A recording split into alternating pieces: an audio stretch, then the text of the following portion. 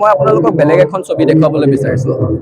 অসমত আজিলৈকে বিদেশী সমস্যাৰ সমাধান নহ'ল, আজিলৈকে ভাৰত বাংলা সীমান্ত সম্পূৰ্ণৰূপে চিল নহ'ল, অসমীয়া মানুহে সাংবিধানিক ৰক্ষা কৱচ নাপালে, বান গৰাখহনীয়াই অসমখনৰ মানচিত্ৰ সংকুচিত কৰি আহি আছে।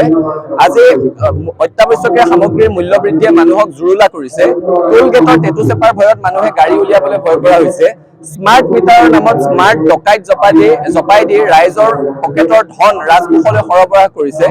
নিবনুৱা সমস্যাৰ এনেকুৱা ভয়াৱহ অৱস্থা হৈছে গৈ 5,000 চাকৰি ওলালে 11 লাখ মানে তাত আবেদন কৰে। গতিকে অসমত ভাবিবলৈ, কৰিবলৈ আৰু পাতিবলৈ, মই তিনিবাৰ কৈছো, অসমত ভাবিবলৈ, পাতিবলৈ আৰু কৰিবলৈ আন বহুতো বেলেগ বিষয় আছে, বহুতো গুৰুত্বপূৰ্ণ বিষয় আছে। গতিকে সেই গুৰুত্বপূৰ্ণ বিষয়সমূহত আমি মনোনিৱেশ কৰা উচিত। এই মৌলিক সমস্যাবোৰৰ পৰা আমাৰ দৃষ্টি আকৰ্ষণ কৰিবলৈ বা দৃষ্টি আঁতৰাই নিবলৈ এনেকুৱা অপচেষ্টা চলি থাকিব। আমি মূল বিষয়সমূহত লাগি থাকিব লাগিব আৰু যেতিয়ালৈকে অসমৰ জনসাধাৰণৰ মৌলিক সমস্যাসমূহ সমাধান নহয়, তেতিয়ালৈকে আন যিকোনো বিপথে নিব পৰা ধৰণৰ কথা বতৰাক এৰাই চলি মৌলিক বিষয়সমূহতে আমি লাগি থাকিব লাগিব, তাৰ বিকল্প নাই।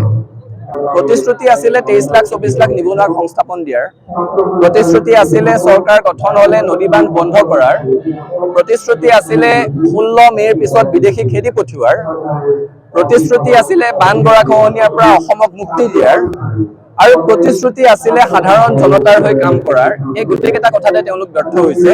গতিকে সেই কথাবোৰৰ পৰা দৃষ্টি আঁতৰাবলৈ এতিয়া কোনে কি পিন্ধিব এইবিলাক কথাটো সোমাবহি। গতিকে আন সকলো কথা বাদ দি আমি মৌলিক কথাবোৰত লাগি থাকিব লাগিব।